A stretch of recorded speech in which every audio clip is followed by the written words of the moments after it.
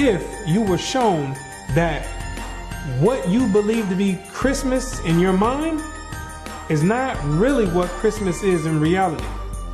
What if I proved to you that Christmas was surreptitiously subjoined to Christianity with the delusive intent to have those that follow Christianity to inadvertently worship Satan? What if it was shown to you that you've been systematically induced into partaking yearly in this satanic ritual called Christmas, and that you are responsible for empowering demon forces, and you don't even know it? Sounds crazy, right? I know. But nothing is ever what it really seems to be. You see, the problem is you don't ask questions. You just go with the flow, right? You've been taught to just do as others do. You've been programmed to go with the program. For example, let me ask you a question. Why do you bring a tree in your house on December 25th? What does that signify? What does it mean? What is the reason you do it? The answer is you don't know. Let me ask you another one. What is the reason that you take that same tree that you don't know why you brought in your house and you deck it with silver, with gold, and various other ornaments? What does it mean? Why do you do it? The answer is, you don't know. What is the reason you put that star on the top of that tree for? What does it mean? You don't know. What are you kissing somebody under a mistletoe for? You don't know. So now, with that being said, what you need to do is sit down and lend me your ear for a few minutes so you can understand why you do these things. You can get the origin of these things, and then you can consciously decide if you want to continue doing it or if you want to do away with it. Because you have been naively beguiled into worshiping Satan, and I'm going to show you exactly how Satan infiltrated Christianity with Christmas.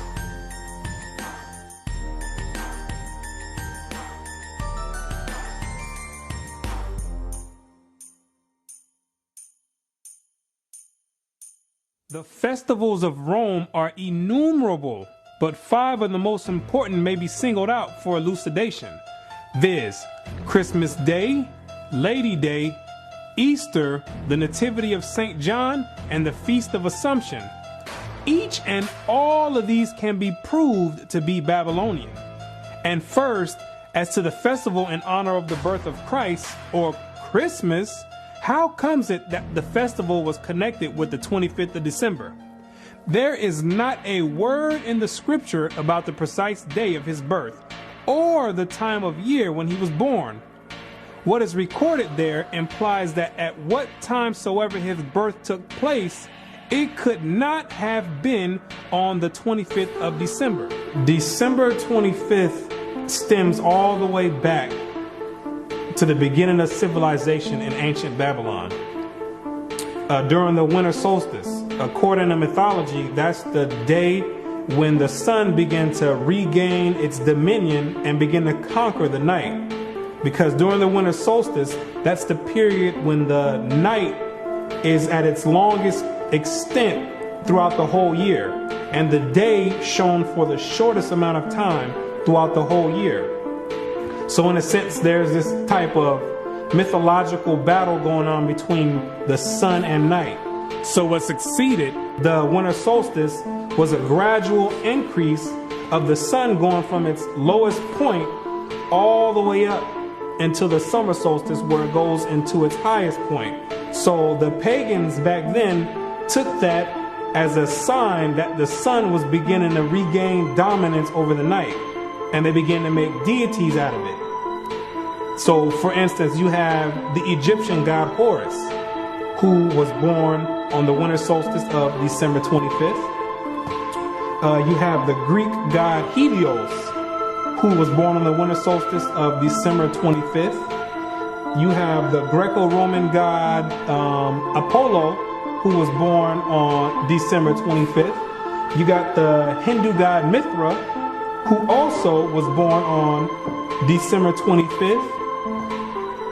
And you got the demon of all demons, the deity named after Nimrod, Baal, who after Nimrod's death, he was deified by his mother Semiramis and turned and claimed that he became the sun god.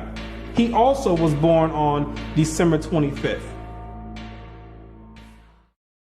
The scholars know, and all the elite know, that December 25th has always been used as a pagan day to conjure up spirits and demons. It's always been used that way. So now what they did was take the Bible and infiltrate it and then put the name Christ over it and got the whole world conjuring up spirits and empowering demons on December 25th, when it has nothing to do with the birth of Christ at all. At the time that the angel announced his birth to the shepherds of Bethlehem, they were feeding their flocks by night in the open fields. Now, no doubt the climate of Palestine is not so severe as the climate of this country, but even there, though the heat of day be considerable, the cold of the night from December to February is very piercing, and it was not the custom for the shepherds of Judea to watch their flocks in the open fields later than about the end of October. What the Bible does say is that during the time of Christ's birth, the shepherds were outside feeding the flocks and grazing them by nighttime. And anybody in their right mind will tell you that there's no way shepherds are going to be outside in the dead of winter grazing flock in the blistering cold. The Bible does not substantiate a winter birth, because there's no way the shepherds would be outside grazing flock in the dead of winter when it's blistering cold. I stay in Florida where they have mild winters, and there's no way, even in the wintertime, I'm going to be outside in the middle of the night grazing the flock. And I have sheep. There's no way I'm going to go out there and be grazing the flock. They're going to have to wait until the morning. At the birth of Christ, every woman and child was to go to be taxed at the city whereto they belonged, whether some had long journeys, but the middle of winter was not fitting for such a business, especially for women with child and children to travel in. Therefore, Christ could not have been born in the depth of winter. And during the time of Christ's birth, Mary and Joseph had to go back to their city to be taxed. The Romans had set up publicans all throughout the land of Israel to have the Israelites come and pay tribute to them. And there's no way in the world that the Romans would have set up a taxation time during the dead of winter, because back then they didn't have cars and stuff where you can jump in with a heater. People had to walk and had to go out however means necessary, but they didn't have heaters with them. So in the dead of winter, when it's blistering cold, that would not be a beneficial and an appropriate time to have people come all the way back to get taxed in their own cities. Zondervan Bible Compact Dictionary. Christmas, the anniversary of the birth of Christ, and its observance celebrated by most Protestants and by Roman Catholics on December 25th, by Eastern Orthodox churches on January 6th, and by the Armenian Church on January 19th. The first mention of its observance on December 25th is in the time of Constantine, about AD 325. The date of Christ's birth is not No. The scholars themselves know that Christ was not born on December 25th. They know that for a fact. That's factual to them. But what happens is the government sets up preachers to go out and tell you some fabricated lie and have you teaching and participating in satanic rituals while they sitting back twirling their thumbs because they know that they know the truth already. And while you over there conjuring up demons, they sitting back laughing, enjoying it, and getting power. Constantine himself knew when he set it up that Christ was not born on December 25th. He knew that. He knew that it was a pagan ritual that was passed down from the Babylonians to the Egyptians, to the Greeks, all the way down to the Romans. And that all he was going to do was compile it together and have all the Christians thinking that they worshiping Christ, when he knew good and well that it had nothing to do with the birth of Christ. The governmental system today knows that it has nothing to do with Christ, but they're not going to say anything. They write it in the books, but they're not going to say anything because you are conjuring up spirits and giving power to the demonic forces that rule the earth. How then did the Roman Church fix on December the 25th as Christmas Day? Why thus, long before the 4th century and long before the Christian era itself, a festival was celebrated among the heathen at that precise time of the year in honor of the birth of the son of the Babylonian Queen of Heaven. During the time of the Romans, they had a celebration during the same time of the year in December called the Saturnalia, where they would walk around and give each other gifts, sing songs, and have a bunch of orgies, a freak fest. It started out with 2 days, from December 17th to December 19th. Then it was extended to a week. So the Romans of antiquity were already celebrating Christmas before they knew anything about a Christ. The difference is they were celebrating and worshiping the Babylonian god Nimrod, reincarnated as Tammuz. They changed the name to Saturn. It's the same god, deified as the sun god. And they was paying homage and worshiping him at that time, before they had heard anything about a Christ. And if you know anything about history, Rome is the one who branched off and gave everyone their religion. Rome, that's where your Christian church comes from. That's where your Catholicism comes from. The Protestants, the Baptists, all those stem from pagan Rome. And that's where you get your Christmas from. They were celebrating Christmas before they heard anything about a Christ. They was already celebrating Christmas. And it may fairly be presumed that in order to conciliate the heathen and to swell the number of the nominal adherents of Christianity, the same festival was adopted by the Roman Church, giving it only the name of Christ. This tendency on the part of Christians to meet paganism halfway was very early developed. During the time of the Roman Emperor Constantine, Christianity had already been hijacked already. So Constantine had a diabolic plan to gain converts and to have all people come together under Christianity.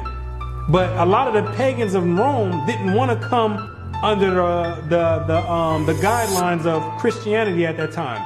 So Constantine devised a plan and said, you know what? Don't worry about it. You like that Saturnalia? You don't have to give that up. We're going to incorporate that together with Christianity, and we're going to call it Christmas. So therefore, we can have the best of both worlds. We can have you still worshiping the god of Saturn, but all we'll do is we're going to put the face of Christ over it. And when the pagans heard that, they're like, well, we're on board then. If we can still continue to do Saturnalia, then we have no problem joining forces with the Christians. Because Saturnalia was the way that Christmas is celebrated today. That's how large of a scale Saturnalia was. It was the most prominent festival of the Romans back then. And we find Tertullian, even in his day, about the year 230, bitterly lamenting the inconsistency of the disciples of Christ in this respect, and contrasting it with the strict fidelity of the pagans to their own superstitions. By us, says he, who are strangers to the Sabbaths and new moons and festivals once acceptable to God, the Saturnalia, the Feast of January, the Brumalia, and Matronalia are now frequented. Gifts are carried to and fro. New Year's Day presents are made with din, and sports and banquets are celebrated with uproar. Oh, how much more faithful are the heathen to their religion, who take special care to adopt no solemnity from the Christians.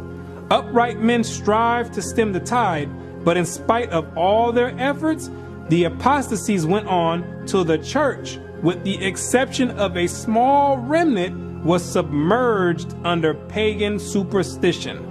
Christianity had already been infiltrated heavily by Satan. They already started changing the day of worship. They switched it from the Sabbath day, which is Friday sundown, to Saturday sundown, and they changed it to Sunday. The Romans did, another pagan day. The Most High commanded to worship on the Sabbath day, and that's what they did, the Israelites did during the time of Christ, pre-Constantine. And they end up changing it and adding pagan days to it, which is Sunday, the worship of the sun. They had already started switching up the doctrines, and there was a few good men that were actually left that upheld the actual true doctrine of Christ in its true essence. And after a while, so much paganistic rituals and customs flooded in Christianity that the men who actually upheld the original doctrine, they ended up getting flooded out, because the pagans already overflowed the Christian church. That Christmas was originally a pagan festival is beyond all doubt. The time of year and the ceremonies with which it is still celebrated prove its origin.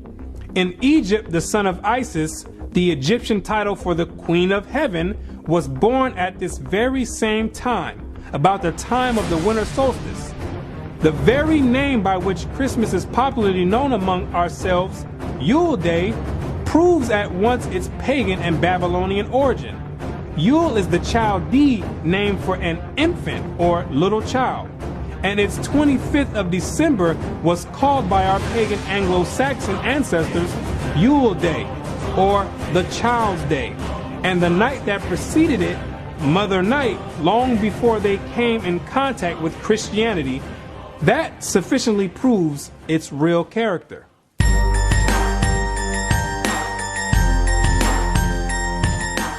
The candles in some parts of England lighted on Christmas Eve and used so long as the festive season lasts were equally lighted by the pagans on the eve of the festival of the Babylonian god, to do honor to him, for it was one of the distinguishing particularities of his worship to have lighted wax candles on his altar.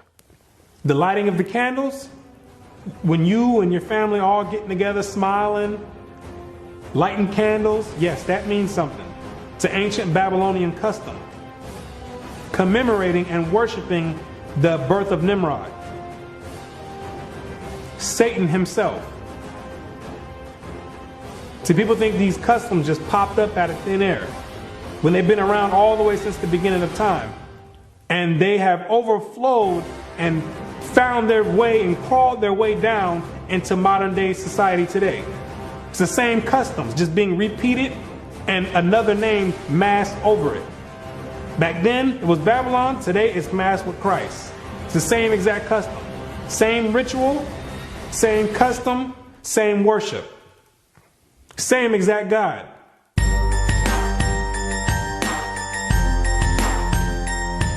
The Christmas tree, another paganistic custom and ritual that stems all the way back to ancient Babylon. It's the same exact God that worked his way all the way through and made his way all the way up to Christianity. It's the same exact deity. Most Christians don't even know that the Christmas tree is in the Bible. God condemns dealing with the Christmas tree. It's an abomination. He tells you not to deal with it. Any Christian that has read the Bible The reason you don't know it's in the Bible because you've never read the Bible. Most Christians never read the Bible. Because if they did, they would know they're not supposed to be dealing with a Christmas tree or any other type of tree, putting ornaments and putting presents underneath it. You would know that it was an ancient custom and a heathenistic custom and a paganistic custom and a satanic worship and Luciferian doctrine. Jeremiah 10 and verse 1. Hear ye the word which the Lord speaketh unto you, O house of Israel. Thus saith the Lord, learn not the way of the heathen, and be not dismayed at the signs of heaven, for the heathen are dismayed at them. For the customs of the people are vain. For one cutteth a tree out of the forest, the work of the hands of the workmen with the axe. They deck it with silver and with gold. They fasten it with nails and with hammers, that it move not. The Christmas tree, now so common among us, was equally common in pagan Rome and pagan Egypt. In Egypt, that tree was the palm tree. In Rome, it was the fir. The palm tree denoting the pagan Messiah as Baal Tamar, the fir referring to him as Baal Berith. The mother of Adonis, the sun god and great mediatorial divinity, was mystically said to have been changed into a tree. So early Rome denoted the palm tree as Baal Tamar and the fir tree as Baal Berith, which when you understand anything about religious origin, you'll know that these are all the same gods. They stem from the same gods back in ancient Babylon, the worship of Nimrod, reincarnated after he died when he was deified by his mother Semiramis. He became known as Baal and then became known as Baal Zebub or Beelzebub. And when you read the Bible, that's the highest ranking demon in the demonic forces. Luke 11 verse 15. But some of them said, he casteth out devils through Beelzebub, the chief of the devils.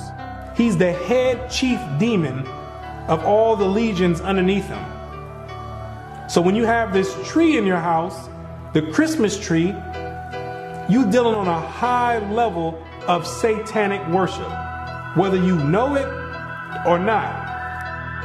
You dealing directly with Satan himself by participating in that satanic ritual that you do yearly. You conjuring up spirits right there. You conjuring directly. That tree is the direct porthole to Satan himself, the Beelzebub. The Christmas tree, as has been stated, was generally at Rome a different tree, even the fir. But the very same idea as was implied in the palm tree was implied in the Christmas fir. For that covertly symbolized the newborn God as Baal Berith, Lord of the covenant, and thus shadowed forth the perpetuity and everlasting nature of his power. Not that after having fallen before his enemies, he had risen triumphant over them all. Therefore, the 25th of December, the day that was observed at Rome as the day when the victorious God reappeared on earth, and held at the Natalis Invictus Solis, the birthday of the unconquered sun. Now the Yule log is the dead stock of Nimrod, deified as the sun god, but cut down by his enemies. The Christmas tree is Nimrod redivivus, the slain god come to life again. So the Yule log is representation of Nimrod being chopped down, his death. Then you put the Yule logs into the fire. Most people don't do that part of the ritual because most you don't have a fireplace to put it in. If you got money in your own place and an actual fireplace, those are the ones that partake into that ritual. Then after that Yule log gets burnt, then on Christmas Day represents the reincarnation of Nimrod, which is the tree, the Christmas tree with the presents underneath it, because the legend has it that after Nimrod was reincarnated, he'd come in the nighttime and leave presents underneath the tree. So it's a whole ritual that's being done, and you don't have any idea why you're doing it. You're completing a whole satanic ritual, and you have no idea why you're doing it. You're getting socially programmed to partake in this demonic custom, and you have no idea why you're doing it. So the hypnosis starts right after you finish at the end of November. And you get bombarded with all type of Christmas carols and Christmas movies and lights, different colors.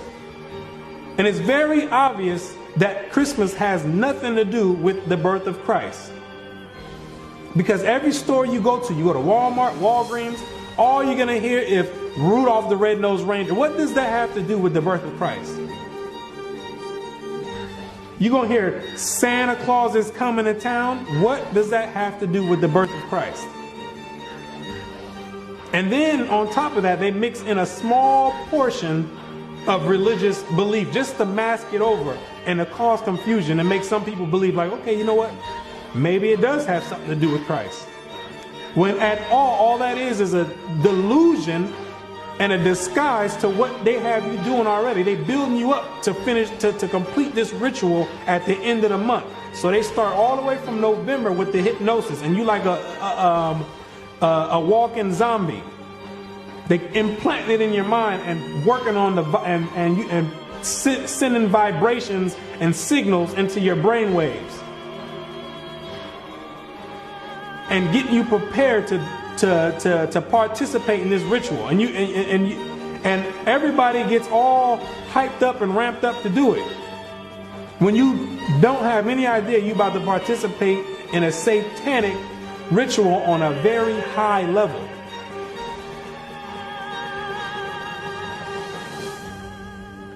And Christians talking about they're going to put the Christ back in Christmas. How you going to put the Christ back in Christmas when Christ was never in Christmas? That's another delusion. Have people thinking that they're doing something right. Trying to have people rationalize in their mind for the reason that they're about to go do this ritual. Well, maybe I could just say it's the worship of Christ. No, it's not the worship of Christ. It has nothing to do with Christ, and it's self-evident. When you look on the TV, you're going to see Santa Claus. You're going to see Rudolph the Red-Nosed Reindeer. You're going to see a snowman.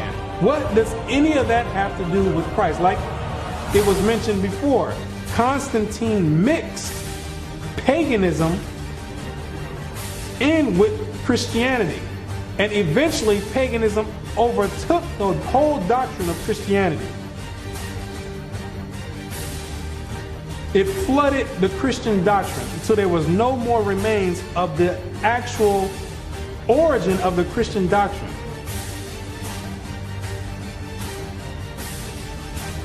That's essentially what happened. And now you left doing satanic worship. That's how clever Satan is. He done slithered his way all the way into Christianity, and nobody would ever take the time to look and say, you know what, let me find you. Everybody looking for Satan somewhere else. Maybe Satan over here. When Satan got his home base and headquarters right in Christianity. He got everybody deceived. Revelations 12 verse 9. And the great dragon was cast out, that old serpent called the devil and Satan, which deceiveth the whole world. When he operating right there in Christianity, no holds barred. He got you celebrating. He got you celebrating Christmas, Thanksgiving, Easter, Valentine's Day, all Babylonian customs, satanic worship, rituals on a high demonic level. Now, and with that said, most people are still going to go and participate in that ritual. With everything being said, And they're going to try to rationalize it in their mind and make an excuse and try to say, oh, well, I'm doing it because of the family. No, you're not doing it. You're doing it is because they've been tampering with the brain waves, and they make it to where you think that you have to do this ceremony, or people going to look at you crazy. They start softening you up with Christmas carols. Everybody start acting funny around the Christmas time. All of a sudden, everybody's in this giving mood and nice and want to give hugs and kisses. Why? Because they socially and they're psychologically programming you to act that way and to give. They preparing you slowly to get ready to partake in this ritual that you will do at the end of the month. December 25th, faithfully. You're going to go, you're going to sit down with your whole family and open up presents, and you're going to be doing it in the name of Satan, disguised as Christmas or the worship and the birth of Christ, when it has nothing to do with that at all. Everybody getting all nice and friendly for the holiday season. What about the rest of the months? Why nobody's friendly then? Because Christmas is on a high demonic level. And the elite know that, and they got you partaking. Like I said, most people are still gonna go do it, and that's fine. If you want to go and celebrate Christmas and worship Satan directly on a high level, I have no problem with that. That's your prerogative. I don't have a problem with it. But the Most High God, He has a problem with it. Because you can live it up all you want, have as much fun, crack open as many gifts as you want, decorate as many trees, put as many stars on the top of the trees, kiss as many people under the mistletoe all you want. You can do that for your whole life. That don't got nothing to do with me. But once you enter into the grave and your spirit goes back to the Most High, you got to stand and face Him yourself. And I can tell you right now, you don't want to face Him and you've been celebrating and worshiping Satan. Hebrews 10 verse 31. It is a fearful thing to fall into the hands of the living God, because you're going to have to answer for it. You're going to have to sit there and answer for it. Every action and every deed that you've done, you're going to have to answer for it. I'm not going to have to answer for it. I got to answer for myself. 2 Corinthians 5 verse 10. For we must all appear before the judgment seat of Christ, that everyone may receive the things done in his body according that he have done, whether it be good or bad. So with that being said, if you're going to continue worshiping and celebrating Christmas, so be it. But to those that have an ear, let them hear. And you'll come out of that. And you won't be a partaker of the loophole in the system. And you'll come out of the matrix. So, with that being said, now you know exactly what the origin of Christmas is and these rituals that you're participating in. And you know exactly how Satan infiltrated Christianity with Christmas.